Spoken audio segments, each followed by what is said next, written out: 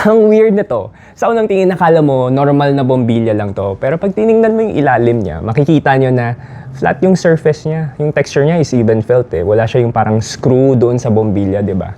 Pero pag itong bombilya na to, pinatong mo dito sa wooden platform na to, pinitawan mo, makikita nyo na naka-float yung bombilya doon sa wooden platform.